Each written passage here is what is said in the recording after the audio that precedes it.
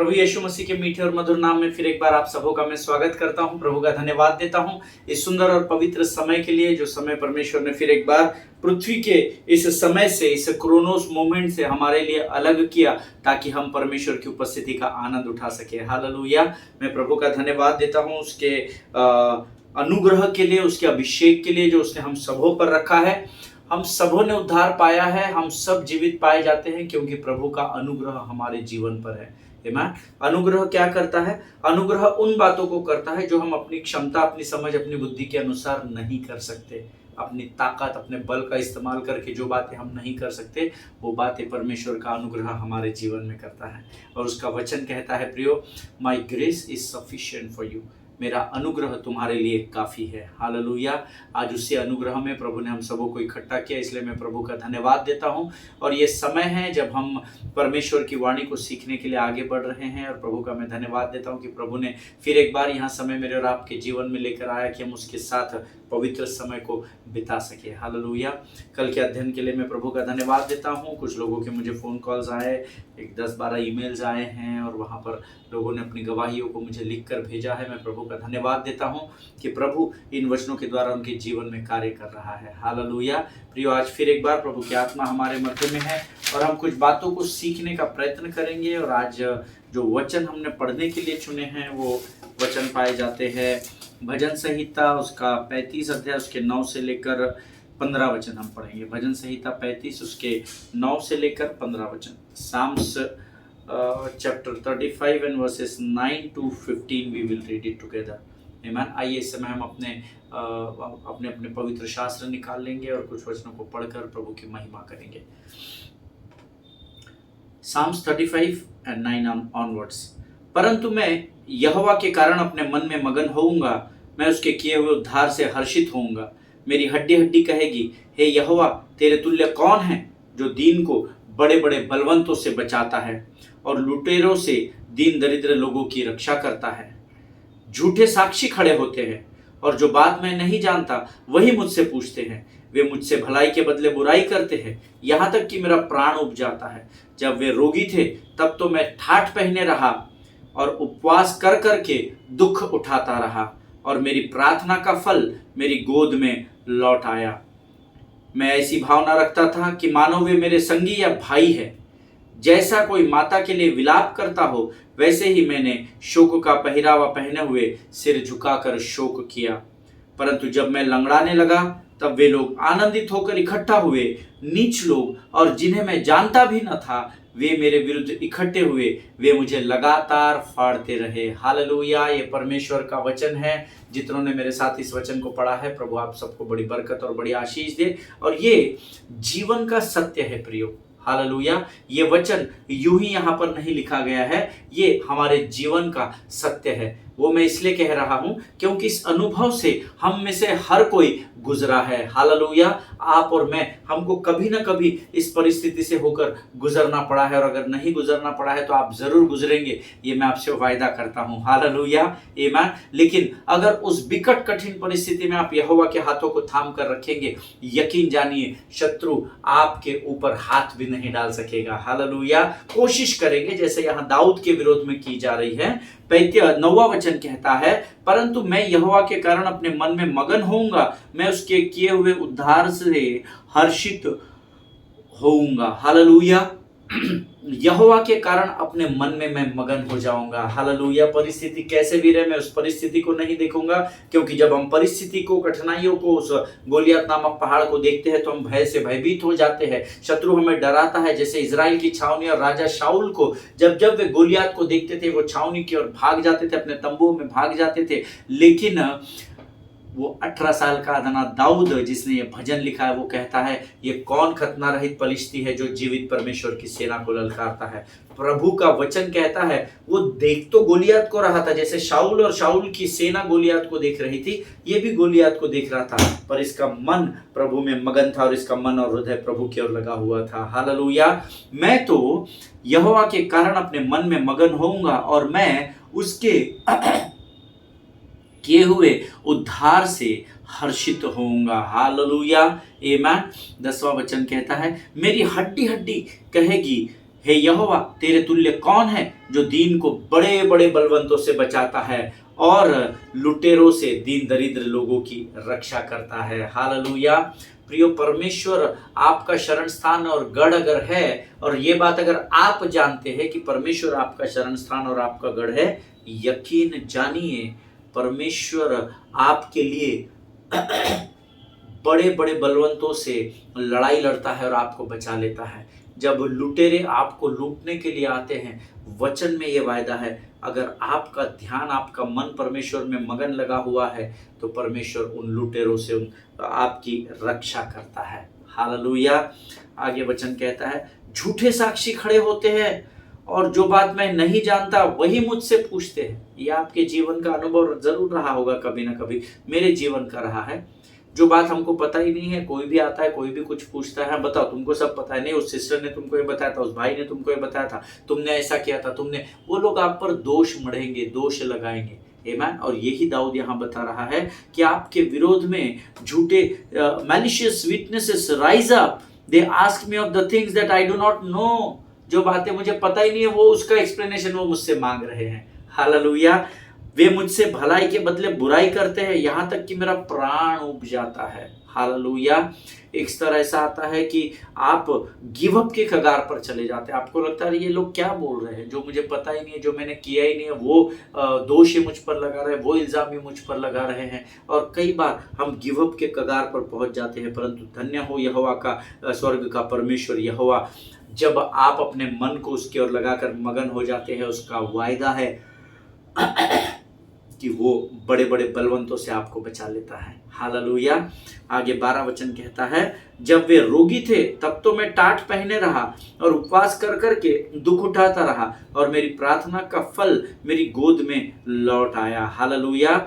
जब वे जो आज मेरे विरोध में बोल रहे हैं, जो मेरे साथ खेलते थे, कूदते थे, साथ में कार्य करते थे, सेवकाई करते थे, आज जब वे बीमार थे तो मैं उनके लिए दुख मनाता रहा, मैं उपवास प्रार्थना में बना रहा, क्योंकि वो मेरे अपने लोग थे और परमेश्वर ने मेरे गोद में मेरा प्रतिफल भी दिया। लेकिन आज वही लोग मेरे विरुद्ध उठ खड़े हैं। हालेलुया।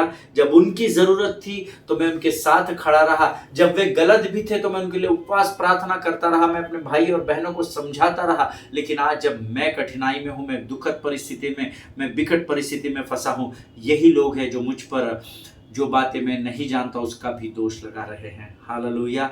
ऐसा अक्सर होता है, विशेषकर जब आप दुनिया में घूमते फिरते हैं तो ऐसे लोग आपको रोज मिलेंगे। हालेलुया। आमीन। मैं ऐसी भावना रखता था कि मानो वे मेरे संगी या भाई है। जैसे कोई माता के लिए विलाप करता हो, वैसे ही शोक का पहरावा पहने हुए मैंने भी सिर झुकाकर शोक किया। हालेलुया। जब यही मेरे लोग जो आज मेरे विरोध में हैं, जो मेरे विरोध में बातें करते हैं, ये कड़वाहट से भरे हुए शब्दों का इस्तेमाल करते हैं, जब वचन कहता है ये जब तकलीफ में थे तो जैसे कोई माता विलाप करती हो, वैसे ही मैंने भी शोक का पहरावा पहनकर सिर झुकाकर इनके लिए शोक किया। जब लोग इनके विरोध में मेरे पास बातों को लेकर आते थे, मैंने उन लोगों को एंटरटेन नहीं किया, लेकिन मैं अपने भाई बहनों के साथ हर परिस्थिति में खड़ा पाया गया, क्योंकि प्रभु से मैंने वो सीखा है। परंतु आगे का वचन बहुत इंपॉर्टेंट है, जब मैं लंगड़ाने लगा, जब मैं कमजोर पड़ गया, जब मुझसे कुछ गलतियां हो गई, तब वे लोग, यही लोग जिनके लिए मैं दुख मना रहा था, उपवास कर रहा था, प्रार्थना कर रहा था, यही लोग आनंदित होकर इकट्ठा हुए। जिनके कठिनाइयों में मैं दौड़कर चला गया, मैंने आगे नहीं सोचा, पीछे नहीं सोचा, मैं इनके पीछे भागता चला गया, क्योंकि मैं इनको मानो अपने संगी साथी लोग समझता था। और जब मैं इनके, आज जब मेरी परिस्थिति खराब हुई, विकट हुई, तब ये लोग सब आनंदित होकर इकट्ठे हुए मेरी परिस्थिति को देखकर। ये नीच लोग और जिन्हें मैं जानता भी न था, वे भी मेरे विरुद्ध इकट्ठे हुए और वे लगातार मुझे फाड़ते रहे। हालेलुया। आमीन। संसार ऐसे ही काम करता है, इसलिए हम एक गीत गाते हैं, ना ही हम खुद के ना दुनिया के, हम तो है यीशु मसीह के, हम विश्वासी इस जहां में गवाह है उसके लहू के। हालेलुया। संसार में आपको हमेशा दुख मिलेगा, इसलिए ज्यादा एक्सपेक्टेशंस नहीं रखने का संसार के लोगों से। हालेलुया। वो लोग जिनके लिए आपने उनके कठिन समय में उनकी सहायता और मदद की, आपने उपवास और प्रार्थना की, आपके घुटने प्रार्थना करते करते छील गए, और जब आपका बुरा समय आया तो ये सब लोग उन बातों को भूल गए जो आपने इनके लिए की थी, और ये आनंद से इकट्ठा हुए, और इन्होंने और ऐसे लोगों को भी इकट्ठा कर लिया जो आपके जीवन के बारे में कुछ भी नहीं जानते, आपसे जो गलतियां हुई है वो जानते ही नहीं है, और उनको भी इकट्ठा करके वचन कहता है मानो वे मुझे लगातार फाड़ते रहे। Hallelujah, amen. And this is what is called life.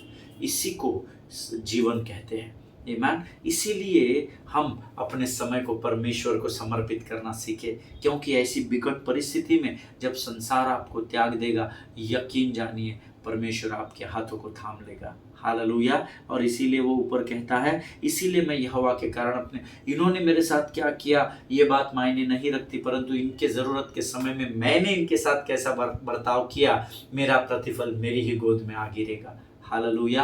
परमेश्वर इन वचनों के पढ़े जाने के द्वारा आपको बड़ी बरकत और बड़ी आशीष दे। ये समय है कि हम प्रभु की आत्मा के द्वारा वचनों को सीखेंगे। आइए इस समय हम अपने सिरों को झुकाएं, इन वचन के लिए धन्यवाद दे और आने वाले वचनों के लिए अपना समर्पण परमेश्वर को करें। आइए हम दुआ करें। धन्य यीशु नाम, धन्य यीशु नाम, धन्य यीशु नाम। धन्यवाद और धन्यवाद और धन्यवाद देते हैं पिता। प्रभु जी सचमुच प्रभु तू वचनों के द्वारा हमारे मनों को कायल करने वाला परमेश्वर है। प्रभु जी आज के सुंदर और पवित्र समय के लिए हम तुझे धन्यवाद देते हैं। इस भोर के समय में परमेश्वर पिता जब तेरी उपस्थिति में हमारे जीवन में बनी हुई है राजा, हम तेरे नाम का गुणानुवाद करते हैं राजा। प्रभु हम प्रार्थना करते हैं प्रभु आने वाले वचन के लिए राजा। प्रभु जी स्वर्गीय फाटकों को खोल राजा, और इसी शांत समय में प्रभु जब तू हमसे बातचीत करने स्वर्ग से उतर आया है राजा, वचन जब तू हमें बताता है उसको हम समझ सके और उस पर चल सके, ऐसे सामर्थ्य से भरकर तैयार कर राजा। प्रभु जी इस समय हम अपना सब कुछ तुझे सौंपते हैं, अपने आप को यीशु मसीह के लहू में सुरक्षित करते हैं, और इस विनती को धन्यवाद और पूरे विश्वास के साथ हमारे उद्धारकर्ता जीवित परमेश्वर यीशु नासरी के मीठे और पवित्र नाम में मांगते हैं। सुन और बड़ी दया से ग्रहण कर। आमीन, आमीन। हालेलुया। फिर एक बार आप सबों का मैं स्वागत करता हूं, प्रभु का मैं धन्यवाद देता हूं कि परमेश्वर इस समय हमारे मध्य में उपस्थित है। हालेलुया। हम पिछले कुछ दिनों से लगातार अलग अलग अध्ययनों को सीखने के द्वारा प्रभु के प्रेम को सीख रहे कि परमेश्वर का प्रेम कैसे सब कुछ ढाँप देता है। और कल हम लोग उन 5 राजाओं के विषय में सीख रहे थे। मैंने आपसे कहा था यहोशू की पुस्तक को आप ज़रूर पढ़िएगा, उसके 10वें अध्याय को, जिसमें 5 अलग अलग देशों के अलग अलग राजाओं के विषय में पवित्र शास्त्र बताता है। जिन लोगों ने पढ़ा है ना उनको आज वचन बहुत आसानी से समझ में आएगा। आमीन।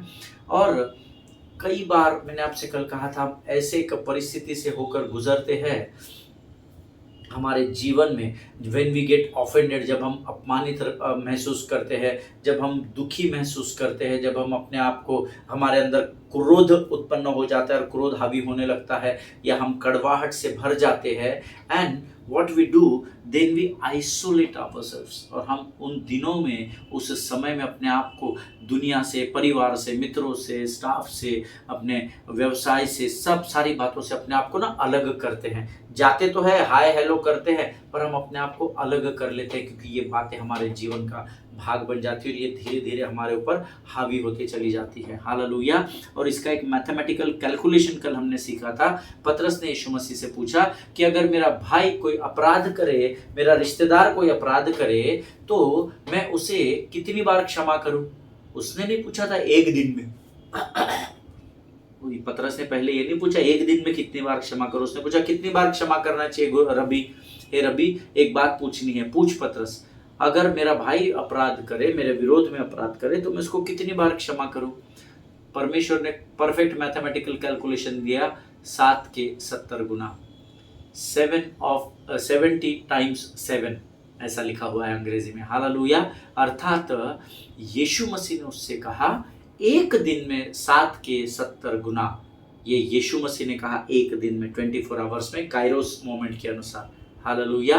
और मैंने आपको कल बोला था कि इन दिनों में हमारे जीवन में क्षमा करने की जो बात है वो कम होती चली जा रही है।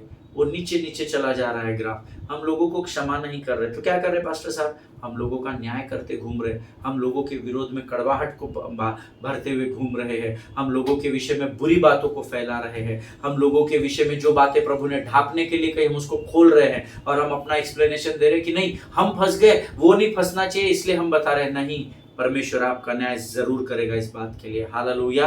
अगर तेरा भाई अपराध करे तो तू उसे क्षमा कर, उसे समझा और उसके लिए प्रार्थना कर, ऐसा लिखा है। दूसरों को जाकर बता, ऐसा नहीं लिखा है। हालेलुया। देखिए, इससे ना आपकी मैच्योरिटी दिख के आती है कि आपके अंदर कितनी परिपक्वता है प्रभु के वचन के प्रति।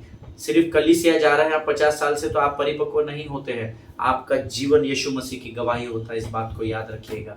हालेलुया। एक बात जो मैंने आपको कल बताई थी, चाहे आपके बच्चे, आपके कलीसिया के लोग, आपके बहनें, आपके भाई, आपके रिश्तेदार कोई भी गलती क्यों ना करे, but as I told you yesterday, love them, don't ignore them, amen, don't scold them, है ना। उनको मारपीट नहीं करना, है ना। उनके विरोध में दुनिया में जाकर बोलना नहीं, क्षमा करना सीखे। Why? Because love covers everything, beloved people of God. Hallelujah. ये जो पांचों राजा जो थे, जो यहोशू के डर से उस गुफा में जा छिपे थे, हमने कल सीखा था इसके विषय में, उन्हें ऐसा लगा कि अब हम बच गए रे बाबा, भले ही हमारा देश चला गया, हमारे लोग बंदी बनाए गए, हमारे देश को यहोशू ने लूट लिया, पर कम से कम हम तो बच गए। और ये सोचकर वे उस गुफा की ओर भागे और उसमें जाकर छिप गए, और वो सोचने लगे कि अब हम बच गए हैं। और उन्होंने अपने आप को गुफा में आइसोलेट या अलग कर लिया संसार से। हालेलुया। ना वो टाइम मोबाइल नहीं थे, कोई बातचीत नहीं, कुछ नहीं। वो अपने आप को, पांचों राजा उस गुफा के अंदर लेकर गए और उन्होंने अपने आप को आइसोलेट कर लिया। ये गुफा है और ये गुफा में वो बैठे हुए, दरवाजा खुला है, दरवाजा बंद नहीं है, लेकिन इस गुफा के अंदर उन्होंने अपने आप को संसार से अलग कर लिया और उनको ऐसा लगा हम तो बच गए। But remember one thing, when they did not get over quick, जब उन्होंने गुफा में वो गए, नो डाउट गए, कोई बात नहीं अपने जीवन को बचाने के लिए, लेकिन उन्होंने जाकर ना वहां पर वो रिलैक्स हो गए, निश्चिंत हो गए, अरे अब हमारा कौन क्या बिगाड़ लेगा। उन्होंने इमीडिएट निर्णय नहीं लिया कि अब हमको आगे क्या करना है। Hallelujah. This is very very very important. जब आप कड़वाहट या आप दुख या आप अपमान या क्रोध के उस केव में अपने आप को आइसोलेट कर लेते हो, अलग कर लेते हो, वहां पर जाने के बाद ये नहीं सोचना कि बस अब तो यहाँ सब सही है, अभी मुझे किसी की कोई ज़रूरत नहीं। उस स्थान पर जाने के बाद आपको इमीडिएट डिसीजन लेना ज़रूरी है कि अब मुझे इस अपमान को मैं और नहीं सहूँगा, मैं प्रभु की ओर ध्यान लगाऊंगा, मेरे अंदर की कड़वाहट को मैं क्रोध की ओर बढ़ने नहीं दूंगा, नहीं तो मैं जानता हूँ मैं पाप में पड़ जाऊंगा। और आपको यहाँ पर इमीडिएट डिसीजन लेना होता है। Hallelujah. But you know, because they did not get over quick from that situation, क्योंकि वे पांचों राजा जो उस गुफा में अपने आप को अलग कर लिए थे, आइसोलेट कर लिए थे, उन्होंने अपने जीवन का निर्णय उस समय नहीं लिया। And the enemy came to know that they were in the cave. Hallelujah. और उनके शत्रु अर्थात यहोशू को ये पता लग गया कि ये पांचों राजा इस गुफा में छुपे हुए हैं। और यहाँ पर वचन बताता है, वह उसमें ऐसा लिखा हुआ है कि द किंग जोशुआ को ये पता चल गया, यहोशू को ये पता चल गया कि वो उस केव में है और उन्होंने वहां पर बहुत समय से अपना ठिकाना बनाकर रखा है। So Joshua told his soldiers to roll the stone in front of the cave. Hallelujah. यहाँ पर 10वें अध्याय में वचन में लिखा है कि जोशुआ ने अपने सैनिकों को आज्ञा दी कि वो जो 5 राजा यहाँ से भाग खड़े हुए थे, ये बहुत दिन से उस गुफा में छुपे हुए, ऐसा मुझे पता चला है, तो अब तुम तुरंत जाओ और उस गुफा पे, इस गुफा में जो छुपे हुए हैं, इसके ऊपर तुम पत्थर को लगा दो, लुढ़का दो। हालेलुया। आमीन। अब ध्यान से समझेगा इस बात को, इसलिए मैंने कहा था जिन्होंने 10वां अध्याय पढ़ा होगा उनको ये वचन आसानी से समझ में आ जाएगा। जो मेरे भरोसे बैठे हैं उनको समझने के लिए प्रभु से प्रार्थना करनी पड़ेगी। Hallelujah. And the word says when Joshua told his soldiers to roll the stone in front of the cave, they went, और उन्होंने उस केव पर, उस गुफा पर एक पत्थर को लुढ़का दिया। Hallelujah. And suddenly that isolation turned up into prison. Hallelujah. ये लिख लीजिए अपने नोट्स में, isolation will put you into prison. Hallelujah. आपका अलग होना, आपका एकांत में चले जाना, कई बार अगर आप उचित समय पर निर्णय नहीं लेते तो आपको बंदी गृह में डाल देता है। अब क्या हुआ, अब तक तो एक दरवाजा था, पीछे से बंद था, ये साइड से वो गुफा में छिपे थे, लेकिन आने जाने का रास्ता था। लेकिन उन्होंने निर्णय सही समय पर डिसीजन नहीं लेने के कारण क्या हुआ, उस गुफा के ऊपर पत्थर लुढ़का दिया। और अब जैसा कैद खाना चारों तरफ से बंद होता है, निकलने के सारे रास्ते बंद होते हैं, वचन कहता है there isolation becomes prison now. Hallelujah. उनका एकांत में जाना, उनका अपने आप को उस गुफा में अलग करना उनके लिए अब एक बंदी गृह बन गया। क्यों बंदी गृह बन गया? क्योंकि अब सैनिकों ने उस गुफा पर पत्थर डाल दिया था। हालेलुया। और आगे वचन कहता है कि उन 5 राजाओं को वहां पर मार डाला गया और उनके शरीर वहीं फेंक दिए गए। हालेलुया। यहोशू की पुस्तक उसका 10वां अध्याय उसके 16 से 27 वचन आप जरूर पढ़िएगा। आमीन। क्योंकि इतने सारे वचन पढ़ने के लिए हमारे पास समय लिमिटेड होता है, सो ये मैं आपको होमवर्क देता हूँ। यहोशू की किताब उसका 10वां अध्याय उसके 16 से 27 वचन, the book of Joshua chapter 10 versus 16 to 27 जरूर पढ़िएगा। मैं आपसे वायदा करता हूँ परमेश्वर आपको भेद को प्रकट करेगा। हालेलुया। हम इन पूरे वचनों में से 26 और 27 वचन पढ़ेंगे। यहोशू 10 उसका 26 और 27, the book of Joshua chapter 10 and verses 26 and 27, we will read it together with a loud voice. आप जहां कहीं भी जोर से पढ़िएगा, शत्रु को सुनाई आना चाहिए। आमीन।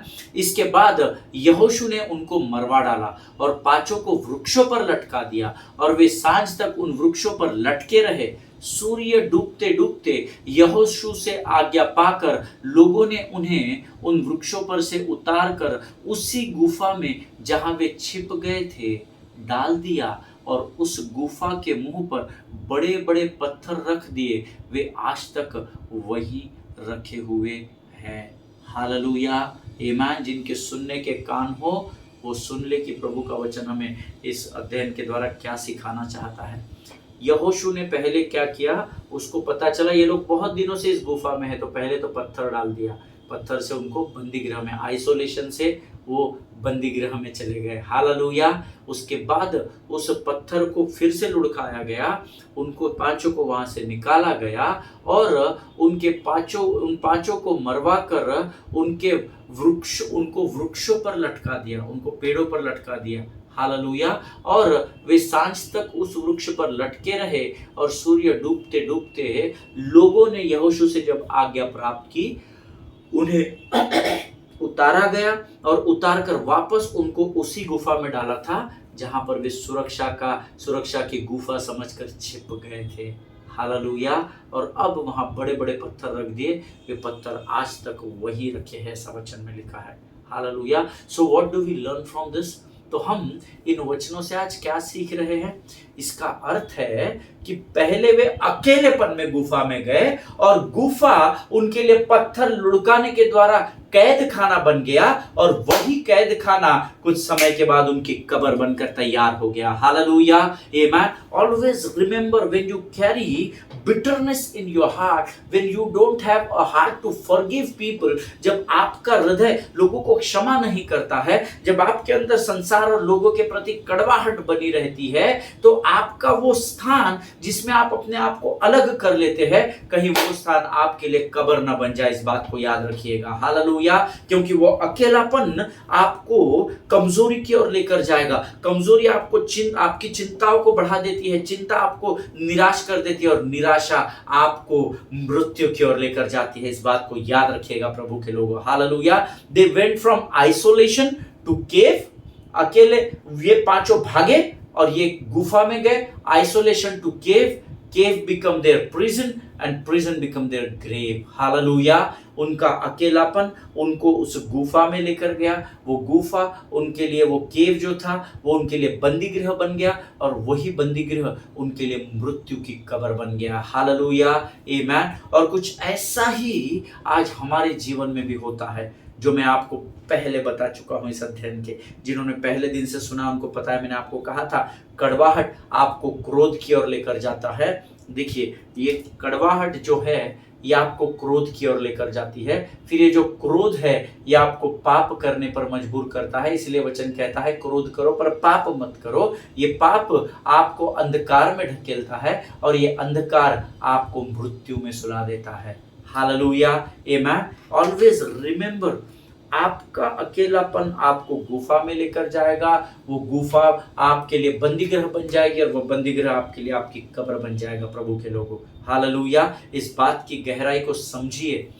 Learn to forgive people, and it is only possible if you have the heart of Father. It is only possible if you have the forgiveness in your heart. It is only possible if you have love of Christ inside of you, because love covers everything. Hallelujah, amen. परमेश्वर इन बातों को समझने में आपकी सहायता और मदद करे।